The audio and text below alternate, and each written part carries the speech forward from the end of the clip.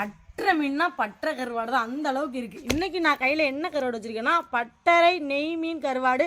நிறைய பேர் நெய் மீன் சொல்கிறீங்க, எங்கள் ஊரில் அது பார்த்திங்கன்னா வஞ்சரம் சொல்லுவோம். இதான் பட்டறையிலேருந்து இப்போ எடுத்து வச்சுருக்கேன். இதுதான் பார்த்திங்கன்னா அந்த ஃபஸ்ட் குவாலிட்டி நெய் மீன் கருவாடு. இது பார்த்திங்கன்னா பேக்கிங் போய்கிட்டு இருக்கு. நம்ம வந்து அம்மா தான் இன்னைக்கு இடத்துல மனுஷ பயில இங்கே அல்வா துண்டு மாதிரி வரும். இந்த கருவாடு பார்த்தீங்கன்னா வாங்கி குழம்பு தொக்கு வச்சிங்கன்னாவே பக்கத்து வீட்டிலேருந்து கிண்ணத்தை தூக்கிட்டு வந்துடுவாங்க. அந்த அளவுக்கு குழம்பாக இருந்தாலும் தொக்காக இருந்தாலும் அவ்வளோ டேஸ்ட்டாக இருக்கும். இந்த வஞ்சரம் கருவாடை பார்த்தீங்கன்னா கண்டிப்பாக பொரிக்க முடியாது, ஏன்னா இது பட்டறை வஞ்சரனால நீங்கள் தோசைக்கல்ல போட்டிங்கன்னா கண்டிப்பாக ஒட்டிக்கும். இந்த ஒரு பீஸ் போட்டு தொக்கு வச்சாலோ குழம்பு பண்ணாலோ அவ்வளோ அருமையாக இருக்கும். இந்த வஞ்சரம் பட்டறை கருவாடு ரொம்ப மனமாக இருக்குது பாருங்கள். First quality. செகண்ட் குவாலிட்டி பார்த்திங்கன்னா இந்த மாதிரி வராது.